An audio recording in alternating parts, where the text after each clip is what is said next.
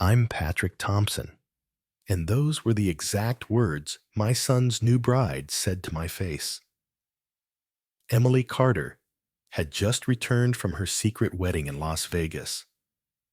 Flashing a 4-carat ring I knew my son couldn't afford.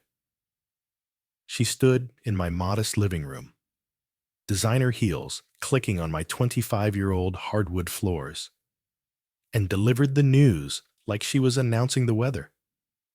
Michael doesn't need some broke teacher dragging down our new life, she continued, examining her manicured nails.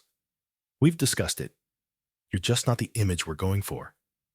What Emily didn't know was that the prenup she'd signed so eagerly, thinking she was protecting herself from my son's poverty, contained one very special clause about respecting family sacrifice. And my $25 million investment portfolio was about to teach her the most expensive lesson of her entitled life. Before we dive in, hit that subscribe button and drop a comment letting me know which state you're watching from. This story gets wild because sometimes the biggest mistake you can make is underestimating the quiet guy in the corner. Let me paint the picture of how Emily saw me from day one. I'm 58 years old, living in a 3-bedroom townhouse I bought in 2010 for $200,000. I drive a 2015 Toyota Camry with 150,000 miles on it. I teach American history at Lincoln High School, where my monthly take-home pay is exactly $3,200 after taxes and benefits. Emily took one look at my life and decided I was everything wrong with Michael's world. The first sign came during Christmas dinner at her parents' estate in Greenwich, Connecticut. While I was helping clear dishes, I overheard her on the phone with her college roommate. Michael's dad is just this broke teacher who lives in some tiny house. I mean, the man makes less in a year than I spend on handbags. She wasn't wrong about the numbers. Her handbag collection probably did cost more than my annual salary. The second sign was more deliberate. 4 months before the wedding, Emily started planning what she called family meetings about the ceremony. These meetings happened at expensive restaurants I clearly couldn't afford. When Michael suggested including me, she'd wave her hand dismissively. Your father wouldn't be comfortable at places like this. Besides, we need to discuss real financial planning. She'd already decided I had nothing valuable to contribute. What Emily didn't know, what nobody knew, was the choice I'd made 25 years ago. In 2005, I was making $600,000 a year as an investment banker at Goldman Sachs. I had the corner office, the 7-figure bonuses, the whole Manhattan lifestyle. But Michael was 10 years old, and his mother had just walked out on us, packed her bags one Tuesday morning, and left a note saying she couldn't handle being tied down to family responsibilities. I had exactly 48 hours to decide: hire a full-time nanny and stay on Wall Street, or give up everything to raise my son myself. I chose Michael. I took the teaching job because it meant summers off, 3 o'clock dismissals, and being home when my son needed me. Every soccer game, every parent-teacher conference, every scraped knee, I was there. But here's what I didn't give up: my financial instincts.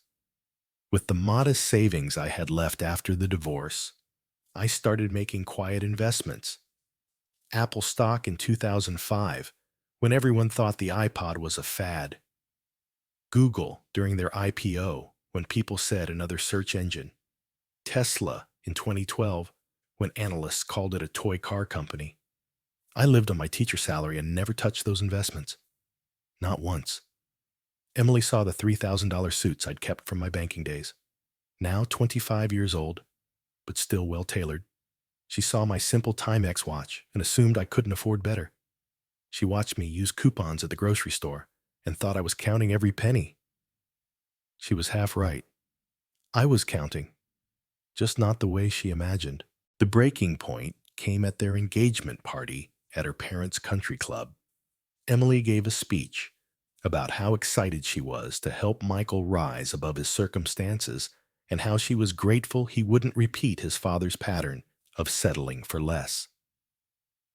250 people applauded while I sat there cutting my prime rib into small pieces, watching my son. Michael squeezed my shoulder afterward. "Dad, you know she doesn't mean anything by it, right? She just wants what's best for our future." That's when I knew I had to act. Not because I needed to prove anything to Emily, but because my son was starting to believe her version of our story. He was forgetting that every sacrifice I'd made was for him. The real danger wasn't Emily's insults. It was watching Michael start to believe them. 4 weeks after the engagement party, Michael came to visit my townhouse. He stood in my small living room, looking around like he was seeing it for the first time. The walls covered with his childhood photos, his high school graduation picture, the thank you letters from students I'd taught over the years. "Dad," he said, sitting heavily on my second-hand couch. "Emily's been talking about our future. She thinks maybe you'd be happier in a smaller place. You know, something more manageable for a single guy." I set down my coffee mug carefully. "What kind of smaller place?" "There's a nice assisted living community about 40 minutes from here. Active seniors. Planned activities. She says you might meet someone. Start fresh. Assisted living at 58. And the wedding?" I asked. Michael looked out the window. "She's worried about the photos. You know how social media is these days. Her family has expectations about appearances." That's when I understood. This wasn't just about excluding me from one day. Emily was systematically erasing me from Michael's future. In her mind, I was an embarrassment that needed to be managed, hidden, eventually replaced with a more suitable father figure from her social circle. If I stayed silent, I would lose my son completely, not through any dramatic confrontation, but through a slow, polite suffocation. Birthday dinners would become phone calls. Grandchildren would barely know me. I'd become the sad story Michael told at parties. My dad tried his best, but the financial implications were actually secondary. But they mattered, too. My investment portfolio had grown to $25.5 million. I'd planned to use that money to secure Michael's future. Maybe start a scholarship fund for single parents pursuing education. But if Emily succeeded in painting me as a failure, Michael would never accept anything from me. He'd be too ashamed of where it came from. The money would sit in accounts unused while he struggled to maintain the lifestyle Emily expected. Worse, she was already poisoning the well for future generations. At the engagement party, I'd overheard her telling her sister, "Thank God, any children we have will take after my side of the family. I'd hate for them to inherit Michael's father's limitations." My future grandchildren would grow up thinking their grandfather was a cautionary tale about settling for less. That night, after Michael left, I sat in my study surrounded by 25 years of investment statements and student thank you letters. I had to make a choice. Let Emily's narrative become our family's truth, or find a way to show Michael what real success looked like. The prenup Emily was so eager to sign would give me that opportunity. The confrontation happened at the wedding venue walkthrough. Emily had chosen the Willow Creek estate, a Victorian estate that cost $15,000 just for the Saturday rental. I'd been deliberately excluded from the planning, but Michael insisted I see where the ceremony would happen. We met in the grand ballroom, where 100 guests would celebrate Michael and Emily's union. Crystal chandeliers, hand-carved molding, floor-to-ceiling windows overlooking manicured gardens. Emily wore a cream-colored dress that probably cost more than I made in a month. Her engagement ring caught the afternoon light, a 4-carat diamond that Michael had somehow afforded on his marketing coordinator's salary. "Isn't it perfect, Dad?" Michael asked, clearly nervous about my reaction. Before I could answer, Emily stepped forward. Patrick, I'm glad you could make it. Though I should mention, we've made some adjustments to the ceremony setup. What kind of adjustments? She gestured towards the altar area. We've reserved the front 2 rows for immediate family. That would be my parents, my siblings, and Michael's important colleagues. Where does that leave me? 3rd row? Center seat? Perfect view. Really? Michael frowned. Emily, he's my father. Shouldn't he be in the front row? Emily's smile never wavered. Sweetheart, we discussed this. It's about the photos. The wedding party needs to look cohesive. Cohesive how I asked quietly. Well, let's be honest about economics. Your outfit from Men's Warehouse won't photograph well next to my family's attire. The silence stretched. Michael looked between us, clearly uncomfortable. I see, I said. Anything else? Actually, yes. We've decided on a no-gift policy. Monetary contributions only. It's more practical for couples at our level. Your level? Emily's mask slipped slightly. Patrick, I don't mean to be unkind, but a teacher's idea of an appropriate wedding gift might not align with our registry. Michael started to protest. Emily, that's... She cut him off. What realistic your father makes $40,000 a year? My dress costs more than that. $40,000, I corrected. After taxes. Emily blinked, surprised by my precision. You've clearly done your research on my finances. I continued. Tell me. What else did you find? I know enough. Her voice carried that privileged certainty I remembered from my Wall Street days. I know you couldn't keep your wife. I know you never owned a decent car. I know you live in a townhouse smaller than my parents' guest cottage. Michael stepped forward. Emily, stop. But she was warming up now, her true feelings spilling out. I know you gave up any chance at real success to play house with your son, and now you want to drag him down to your level. How exactly am I dragging him down? By making him feel guilty about improving his station?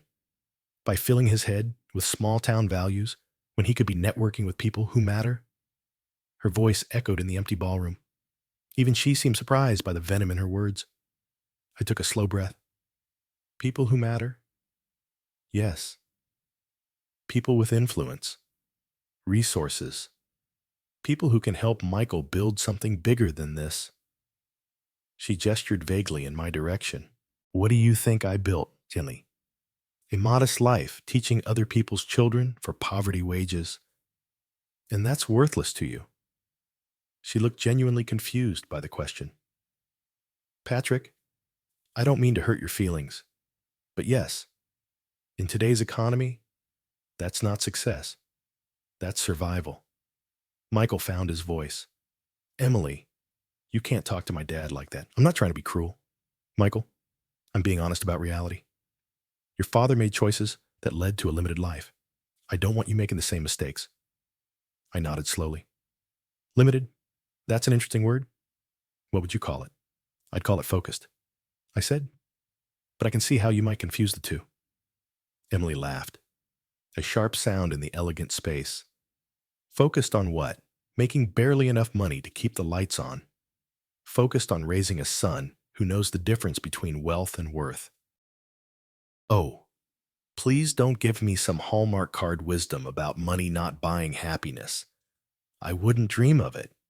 I said, money absolutely matters. The question is whether you understand what real money looks like. Something in my tone made her hesitate. For just a moment, her confidence wavered. Michael was staring at me like he'd never seen me before. What's that supposed to mean?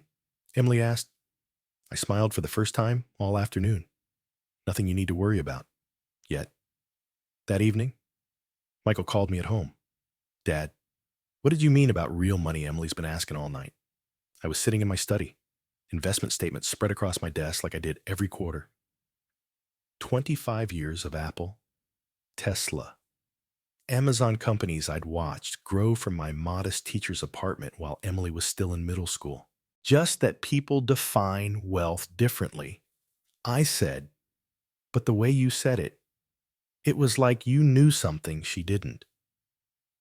I know lots of things she doesn't. Michael, that's what happens when you live 58 years. But he was right to pick up on something. That afternoon at the venue had crystallized a decision I'd been wrestling with for months.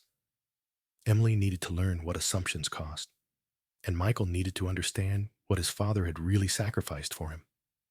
The first seed had been planted 4 weeks earlier, though Emily hadn't noticed. She'd insisted on meeting at her lawyer's office to finalize the prenup. Just a formality, she'd told Michael. Standard protection for both families. What she didn't know was that I'd asked Michael to request one specific clause, something she'd agreed to without reading carefully, because it came from her future husband. Character clause, the lawyer had called it.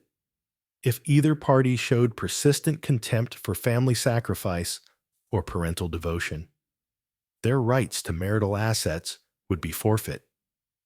Emily had laughed when she signed it. Who would ever be against family devotion? It's like being against puppies. The second seed was subtler. Every month for the past year, I'd been meeting with Susan Reynolds, my investment advisor, at the Starbucks near school. Simple coffee meetings that looked like a teacher grabbing caffeine with a friend.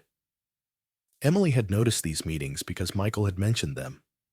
Your dad sure drinks a lot of coffee with that same woman, she joked. Should we be worried he's dating someone? Michael had laughed it off, but I could tell Emily was curious. In her mind, any woman willing to date a broke teacher must be equally desperate. She never considered that Susan drove a BMW and wore suits that cost more than my monthly salary. Last week, Emily had finally asked Michael directly, "Who is this coffee woman your father keeps meeting?" "Just a friend from the neighborhood, I think.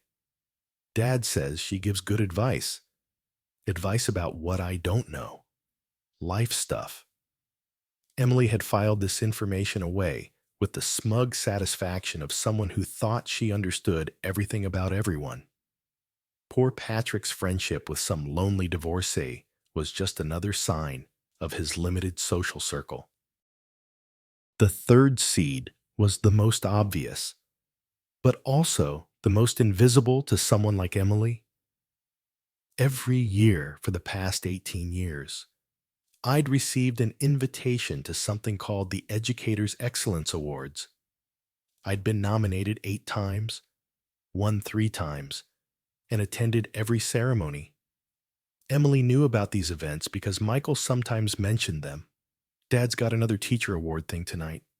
Kind of boring, but he seems to enjoy the recognition." What Michael didn't know, what nobody knew, was that these ceremonies weren't just about teaching awards. They were fundraising galas where successful professionals donated money to education causes. The same ballroom where I received my Teacher of the Year plaque also hosted silent auctions where art pieces sold for $60,000 and vacation packages went for $40,000. I'd been attending these events for years, watching from the cheap seats while wealthy donors bid on luxury items. But this year, I'd done something different. I'd submitted an anonymous donation to the Scholarship Fund, $750,000 to support children of single parents pursuing college degrees.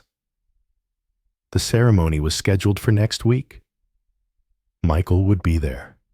He'd finally agreed to attend one of my boring teacher events. Emily would be there, too. Of course, she never missed an opportunity to be seen at charity functions. She just didn't know she'd be seeing a side of her father-in-law that would change everything. The engagement party at Greenwich Country Club should have been a celebration. Instead, It became the night Emily revealed exactly who she was. The club itself was everything you'd expect from old money leather chairs, oil paintings of long dead members, waiters in white gloves serving drinks that cost more per glass than I spent on groceries in a week. Michael had insisted I attend, despite Emily's obvious reluctance. "It's your engagement party, too. Dad, these people should meet you." I wore my best suit, a navy Brooks Brothers from my Wall Street days that still fit perfectly despite being 25 years old. I'd polished my simple Timex watch and driven my Toyota carefully through the valet line, watching the attendants' faces as luxury sedans and sports cars surrounded my modest car. Emily's family had invited 70 people. Michael and I knew maybe 10 of them. The cocktail hour started well enough. I made conversation with Emily's uncle about the recent renovation of the club's golf course, discussed the rising cost of college tuition with a family friend who was a university administrator, but I could feel Emily watching me, cataloging every interaction, every word, like she was gathering evidence for some future prosecution. The moment came during dinner, after the second bottle of wine had been opened, and Emily's confidence was at its peak. She stood at the head table, champagne flute in hand, that 4-carat engagement ring catching the chandelier light. "I want to thank everyone for being here tonight," she began, her voice carrying clearly across the dining room. "Michael and I are so grateful to have such wonderful people in our lives. Polite applause, smiles from family and friends. As many of you know, Michael and I come from very different backgrounds," Emily continued, her eyes finding mine across the room. "I've been blessed with advantages that not everyone has had. A few uncomfortable shifts in chairs. Her parents exchanged glances. But that's what makes our love story so beautiful. Michael has shown me what it means to appreciate simple things, to find joy in modest circumstances." The pause before modest circumstances was deliberate. Several people turned to look at me. Michael reached for her hand. "Emily, maybe we should," but she was just getting started. "Michael's father, Patrick, has taught me so much about different ways of living." Her smile was radiant and cold. "He's shown me what happens when someone chooses comfort over ambition, security over success." My jaw tightened, but I kept cutting my prime rib into precise pieces. "Some people might call it settling," Emily continued, "but I prefer to think of it as finding your level. Patrick found his level as a high school teacher, living in his little townhouse, driving his little car. And there's nothing wrong with that." The dining room was completely silent now, except for the clink of my knife against china. In fact, I'm grateful Michael was raised with such humble values. It means he'll never take for granted everything I can offer him. The opportunities, the connections, the lifestyle he deserves, but never had access to. Emily's mother looked mortified. Her father was staring at his plate.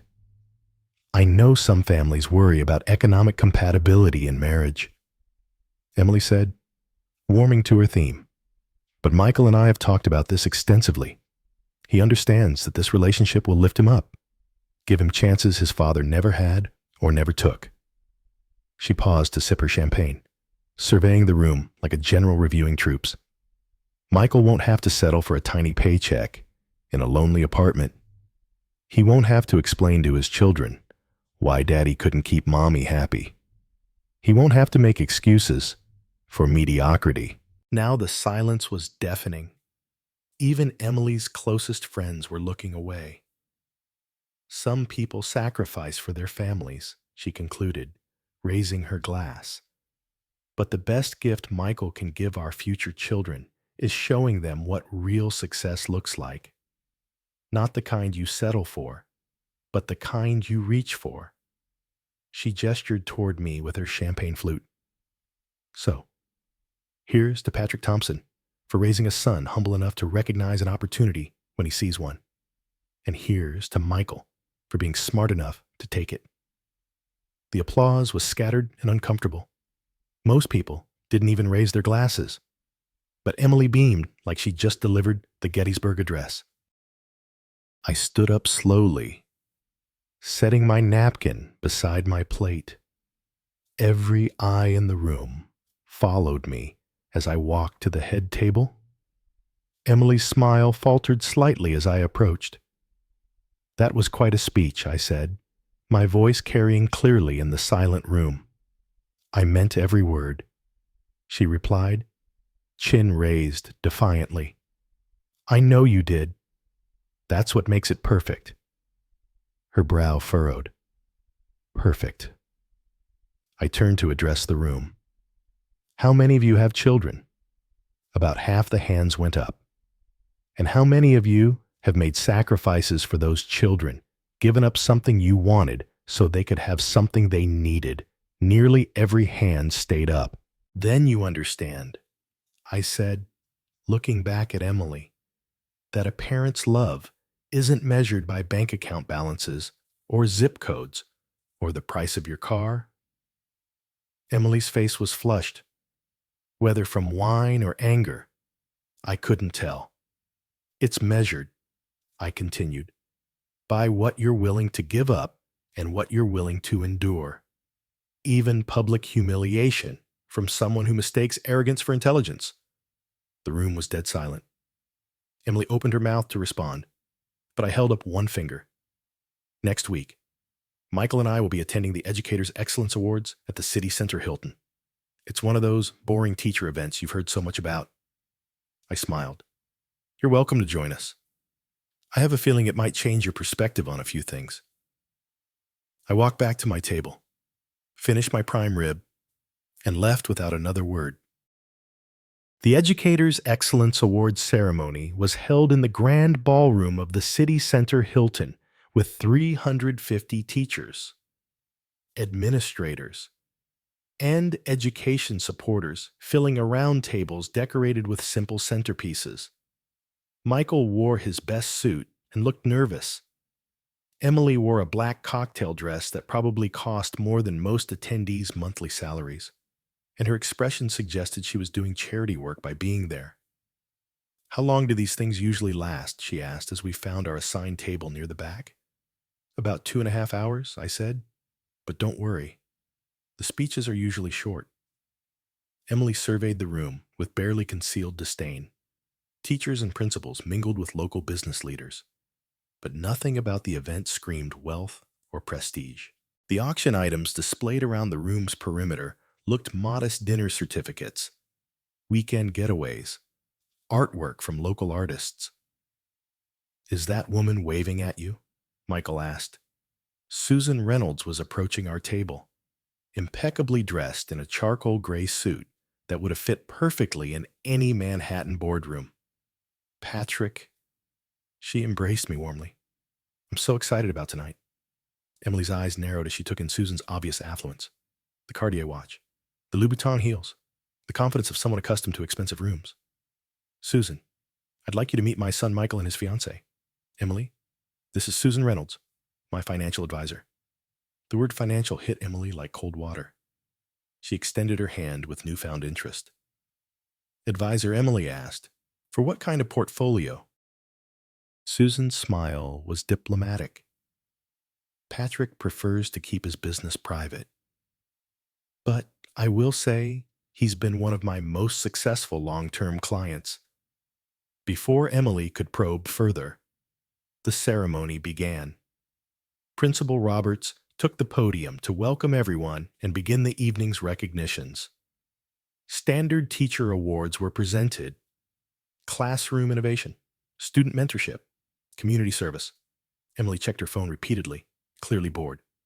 Then Principal Roberts returned to the microphone for what he called a special recognition. "Tonight, we want to honor someone who embodies the true spirit of education," he began. "For 25 years, this person has not only excelled in the classroom, but has also supported education in ways most people never see." Emily glanced around, mildly curious. "Now, this individual has mentored countless students, many of whom have gone on to remarkable success. But more than that, he has supported education financially in extraordinary ways. Michael straightened in his chair, sensing something important was coming. Without fanfare or publicity, this person has donated over $4.5 million to educational causes over the past decade. Scholarship funds, classroom resources, building improvements, technology initiatives. The room had gone completely quiet. Even Emily was paying attention now. He has funded full college scholarships for 50 students from single-parent households. He has anonymously covered textbook costs, school supplies, and even basic necessities for students whose families were struggling. Principal Roberts paused, scanning the room. Tonight, we present our first ever Lifetime Achievement Award for Educational Philanthropy to Mr. Patrick Thompson. The applause was immediate and sustained. Michael's mouth fell open. Emily looked like she'd been slapped. I stood slowly, straightened my 25-year-old tie, and walked to the podium. The spotlight was brighter than I'd expected. Looking out at the audience, I could see Susan beaming with pride, Michael looking stunned, and Emily staring at me like I was a stranger. "Thank you," I began, waiting for the applause to die down. "I want to start by clarifying something. Those donations weren't charity. They were investments." A few chuckles from the audience. I found Emily in the audience. Her face was pale. But here's what I learned about real wealth. It's not what you accumulate. It's what you multiply. Every student I taught, every scholarship I funded, every opportunity I helped create, that was compound interest in its purest form. More applause. But I held up my hand. The students I taught have become doctors, engineers, small business owners, teachers themselves. The kids I helped with scholarships are now contributing members of society who will help the next generation. That's not just return on investment. That's legacy. I pulled out a single sheet of paper from my jacket pocket. But since we're talking about money tonight, let me share some numbers with you. 25 years of teaching salary invested carefully in companies like Apple, Google, Tesla, Amazon. 25 years of compound growth. The room was dead silent. Current portfolio value, $25.5 million. Gasps rippled through the audience. Michael dropped his water glass. Emily's champagne flute slipped from her fingers and shattered on the floor. Every penny earned while I was making what some people might call poverty wages. I continued. Every dollar growing while I was grading papers at night and coaching soccer on weekends and being there for my son when he needed me most. I folded the paper and put it back in my pocket. Success isn't about the size of your paycheck. It's about the size of your vision. I never stopped being an investor. I just started investing in things that mattered. The standing ovation lasted nearly 6 minutes. When I returned to the table, Michael was crying. Emily was staring at her hands, her face flushed with something between embarrassment and rage. "Dad," Michael whispered. I had no idea. That was the point. Son, wealth is loudest when it's insecure. Real money doesn't need to announce itself. Emily finally found her voice. 25 million. Give or take a few 100,000.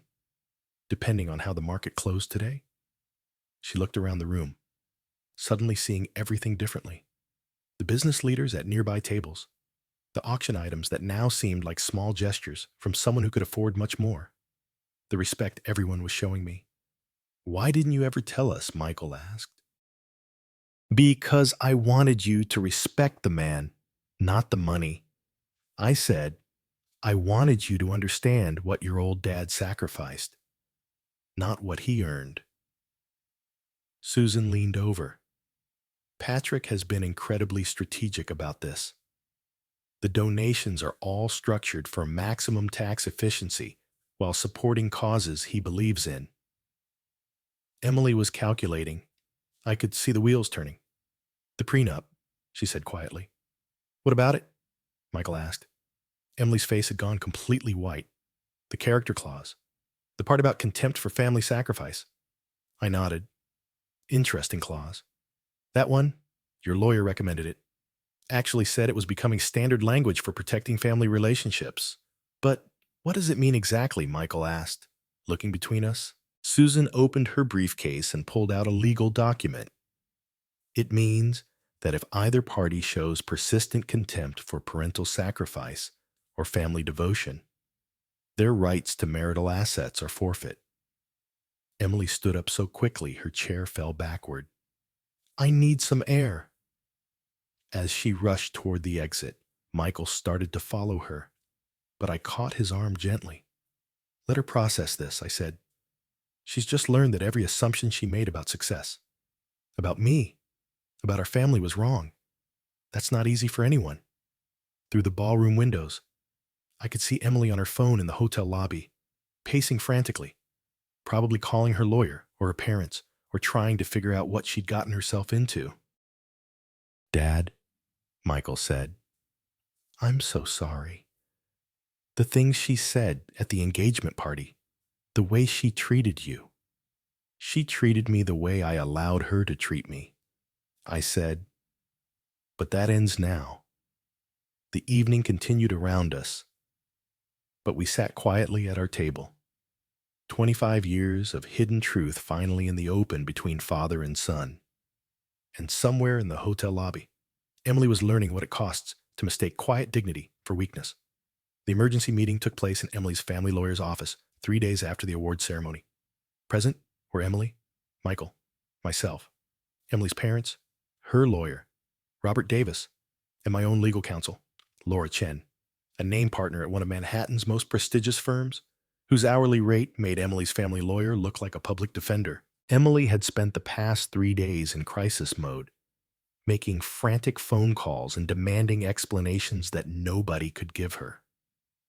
The woman who had dismissed me as a failed single dad was now facing the reality that she'd married into a family worth more than $25 million, and her own behavior might have cost her access to any of it. Let's cut through the dramatics, Robert Davis began, clearly uncomfortable with the whole situation.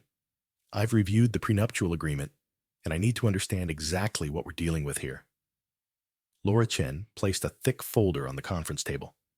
The prenup contains what we call a character clause, standard language that protects family assets from individuals who show contempt for family relationships. Define contempt, Emily's father, William Carter, interjected. He'd been mostly silent since learning about my net worth, probably recalculating every interaction we'd ever had. In this case, Laura continued, the clause specifically addresses persistent contempt for parental sacrifice, family devotion, or the dismissal of a parent's contributions based on economic status. Emily shifted uncomfortably. That's incredibly vague. Actually, it's quite specific, I said, speaking for the first time since we'd sat down. And well documented. Laura opened the folder. We have video evidence from the engagement party at Greenwich Country Club where Mrs. Thompson publicly ridiculed her father-in-law's career choices, financial status, and personal history. She slid a USB drive across the table. The club's event coordinator provided security footage showing Mrs. Thompson's speech in which she referred to Mr. Thompson as having found his level and suggested his life represented settling for mediocrity. Emily's face went pale. That was taken out of context. We also have witness statements from 15 individuals present at that event, Laura continued, describing Mrs. Thompson's comments as deliberately cruel and publicly humiliating. Michael sat silently, staring at his hands. This was the first time he'd heard the complete legal breakdown of his wife's behavior. Additionally, Laura said, pulling out another document, we have documented evidence of Mrs. Thompson's systematic attempts to exclude Mr. Thompson from wedding planning, her statements to multiple third parties referring to him as broke and embarrassing, and her suggestion that he should be placed in assisted living despite being a healthy 58-year-old man. Robert Davis was taking notes frantically. What are the financial implications of this clause? Laura's expression was professionally neutral. Upon activation, Mrs. Thompson forfeits all rights to marital property acquired during the marriage, including any increase in value of premarital assets. What does that mean in practical terms? William Carter asked. It means, I said quietly, that Emily's marriage to Michael gives her legal access to whatever Michael owns independently, which at the moment is his car and about $10,000 in savings. The silence in the room was deafening. But the investments, Emily whispered, the $25 million are held in trust for Michael, Laura explained. Structured in a way that protects them from exactly this type of situation. If the character clause is triggered, those assets remain with the Thompson family, but become inaccessible to the spouse who triggered it. Emily's lawyer cleared his throat. Can we discuss remediation? Some kind of resolution that satisfies all parties? I looked at Michael, who was finally meeting my eyes. What do you think? Son Michael took a deep breath. Dad, I'm ashamed of how Emily treated you.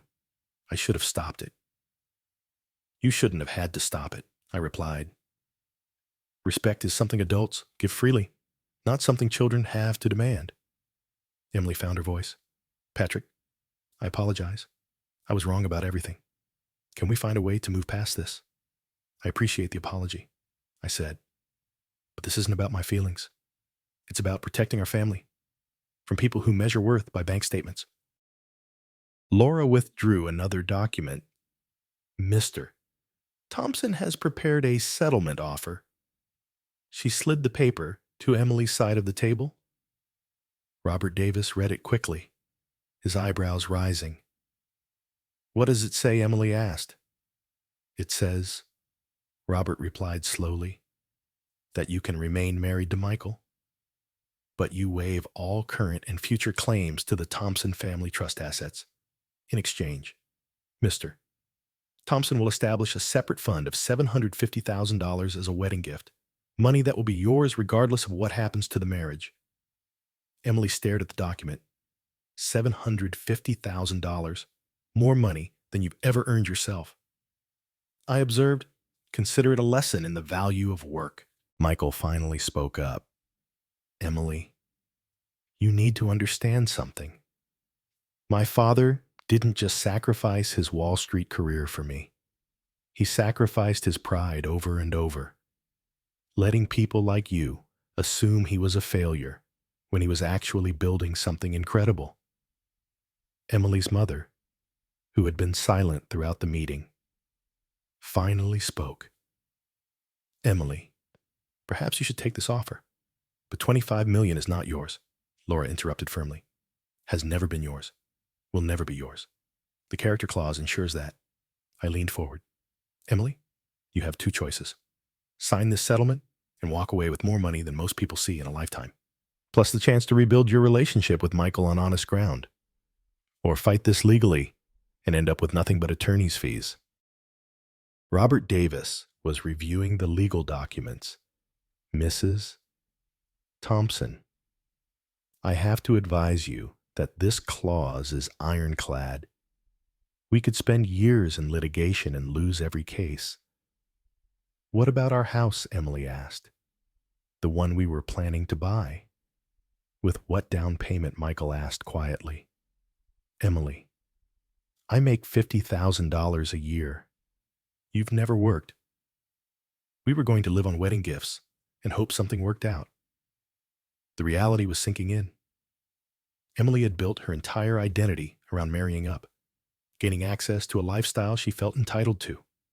Instead, she'd married a marketing coordinator with modest savings and a father she'd spent months publicly humiliating. If I sign this, Emily said, what happens to us. That depends on whether you can love someone for who they are, not what they have. But I thought you understood, Emily said desperately. I thought we both wanted more than this. More than what Michael asked. More than a father who gave up millions to raise his child. More than a man who quietly donated almost $5 million to help other people's children get educations. More than someone who built real wealth while living like he had nothing because he valued character over appearances.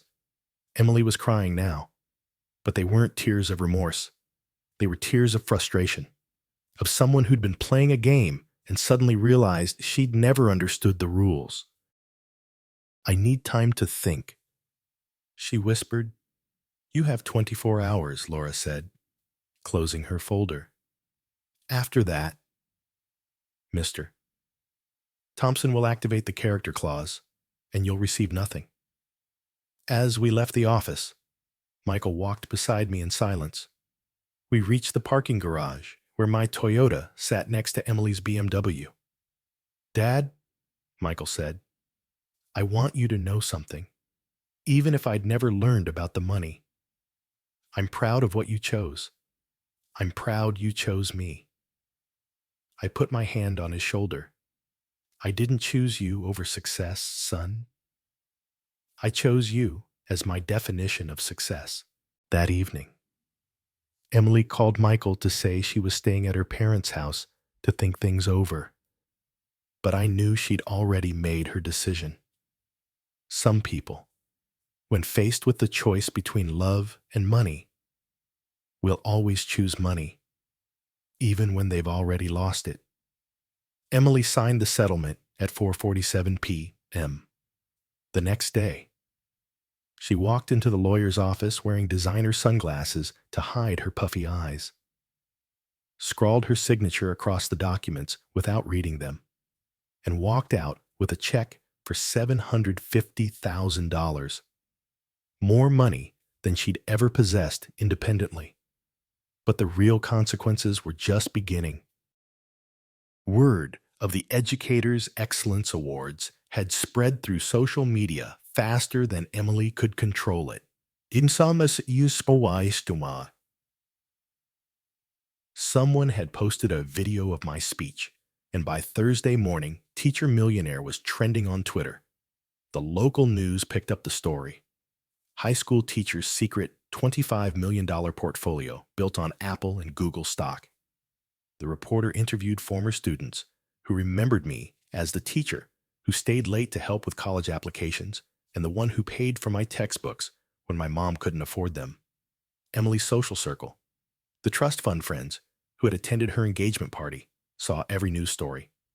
They remembered her cruel speech about my modest circumstances and her public humiliation of a man who, it turned out, had been quietly donating more money to charity than their parents had ever earned. Michael called me Wednesday evening, his voice strained. Dad, Emily's friends are posting things on Instagram. Screenshots of news articles about you with captions like when you publicly mock a millionaire philanthropist because you think he's poor. How is she handling it? Not well. Her phone's been ringing nonstop. Reporters wanting interviews. Old college friends asking if the stories are true. Her sorority sisters calling to congratulate her on marrying into money, not knowing she just signed away any access to it. The irony was perfect. Emily had spent months worrying about how my modest appearance would reflect on her social status. Now she was discovering what actual social humiliation felt like. The story reached its peak when Forbes called Thursday morning. Mr. Thompson, this is Jennifer Chen from Forbes magazine. We're running a feature on unconventional wealth building strategies, and your story has caught our attention. Would you be available for an interview? I politely declined. But the fact that Forbes had called leaked somehow, probably through the journalist's assistant, and by Friday morning, Emily was fielding calls from people who wanted to know if she could arrange introductions to her millionaire father-in-law. The wedding, scheduled for the following month, became another casualty. Emily's parents, William and Elizabeth Carter, had invited 250 guests to witness their daughter marry up into what they assumed was a better social position. Now they faced the embarrassment of explaining that their daughter had publicly insulted a man worth more than their entire extended family combined. "We need to postpone," Emily told Michael during one of their increasingly tense phone conversations. "I can't face people right now." "What people, Emily?" "Your friends who are laughing at you. Or my family, who you spent months treating like dirt." But the most significant consequence was Michael himself. For 25 years, my son had seen me through Emily's eyes, a nice man who'd made small choices and lived a small life. Now he was reprocessing every memory, every conversation, every moment when I'd quietly absorbed someone's condescension rather than defend myself. Saturday morning, he showed up at my townhouse with coffee and bagels. "I keep thinking about things," he said as we sat in my small kitchen. "Like when you helped me with my college applications, and I complained about not being able to afford the good schools. You just said we'd find a way to make it work. We did make it work, but you could have written a check for Harvard and not even noticed the money missing." I sipped my coffee carefully. "Would that have been better for you?" Michael considered this. "I used to think so, but now I earned that scholarship to state. I worked for my grades. I appreciated what I had because I knew what it cost." That was the point. "Emily never had to earn anything," Michael continued. "Her parents gave her everything, so nothing had value to her, including people." This was the conversation I'd been hoping to have for 25 years. "Michael, here's what I learned on Wall Street. People who inherit wealth often inherit its worst characteristics: entitlement, arrogance, the belief that money equals worth. I didn't want that for you. But the investments, Dad, $25 million. When were you going to tell me?" I pulled out a folder I'd prepared weeks ago. "This is your inheritance structure, set up so you can't access the principal until you're 35. But the interest can fund your education, a business, a house down payment, anything that builds your life rather than just paying for it." Michael read through the documents, his expression growing more serious. "There are conditions. Yes? No drugs, no gambling, no supporting people who treat family members with contempt." I paused. "And you have to earn at least $35,000 a year through your own work. I won't raise a trust fund baby, even accidentally." "What about Emily?" This was the question I'd been dreading and hoping for simultaneously. "That's your decision, son. But I'll ask you this. When she thought I was poor, she treated me terribly. Now that she knows I'm wealthy, she wants back into the family. What does that tell you about her character?" Michael stared out my kitchen window for a long time. "It tells me she never loved me for who I am. She loved me for who she thought I could become." That afternoon, Michael called Emily and asked for his engagement ring back.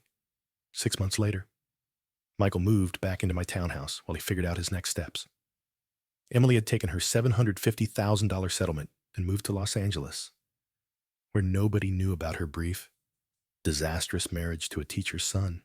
She'd posted exactly one Instagram photo since leaving herself on a beach in Malibu with the caption, "New beginnings, no wedding ring visible." Michael was processing the divorce paperwork when he brought up something that had been bothering him. "Dad, I need to ask you something, and I want a completely honest answer." We were sitting in my study, surrounded by 25 years of investment statements and student thank you letters, the physical evidence of a life lived deliberately. "Go ahead. Did you plan this? The prenup? The awards ceremony? The way everything played out with Emily?" I set down my pen and looked at my son directly. "I planned to protect our family's assets from someone who showed contempt for family values. Everything else, her behavior, her choices, her consequences, that was all Emily." But you knew she'd react badly to learning about the money. I knew she'd reveal her true character when tested. People always do. Michael nodded slowly. The thing is, I'm not even angry at her anymore. I'm angry at myself for not seeing who she really was. 25 is young for that kind of wisdom. I said, most people don't learn to see past surface appearances until they've made a few expensive mistakes. Expensive is right. This divorce is costing me $10,000 in legal fees. I smiled. Consider it tuition for a very important life lesson. Over the following months, Michael threw himself into his work with new focus. He'd always been bright, but he'd lacked direction. Now, he had both motivation and a clear understanding of what success actually looked like. He started reading investment books, asking me questions about compound interest and long-term planning, not because he wanted access to my money, but because he wanted to build his own wealth the right way, slowly, deliberately, without cutting ethical corners. I've been thinking about teaching. He mentioned one evening, over dinner, teaching what financial literacy, maybe to high school students or adults who never learned how money really works. Emily's whole generation seems to think wealth is about appearances rather than actual assets. I felt something I hadn't experienced in years, pride in a choice my son was making entirely on his own. That's interesting timing. I said, I've been thinking about expanding the scholarship program, adding a financial education component. You mean like workshops? Classes, I mean like a foundation. The Thompson Family Foundation for Financial Education, with you running the day-to-day operations? Michael stared at me. Are you serious? Dead serious? You'd have a real salary, real responsibilities, and the chance to help people avoid the mistakes Emily made, judging worth by wealth while remaining financially illiterate herself. What kind of salary enough to live independently, save for your future, and build your own investment portfolio? You'd earn respect by helping others just like I did. That night, Michael started drafting a business plan for financial literacy programs targeting young adults. His first bullet point was, success is not about how much you have, but about how much you understand about what you have. 3 months later, we held our first workshop in the same Lincoln High School classroom where I taught American history for 25 years. 30 young adults attended, including several of my former students who were struggling with student loans and credit card debt. Michael was a natural teacher. He explained compound interest using real examples, showed them how my Apple stock investment had grown over 2 decades, and most importantly, taught them to distinguish between appearing wealthy and actually building wealth. During the Quanda session, a young woman asked the question I'd been hoping someone would ask. What's the most important thing you learned from your father about money? Michael thought for a moment. That real wealth is quiet. It doesn't need to announce itself or put other people down. It just grows steadily while you focus on things that actually matter. Family, character, contribution. He paused, looking at me in the back of the room. And that the best investment you can make is in people who will remember your kindness long after they've forgotten your bank account balance. What would you have done in my position? Let me know in the comments where you're watching from and whether you think Emily learned anything from losing everything she thought she had.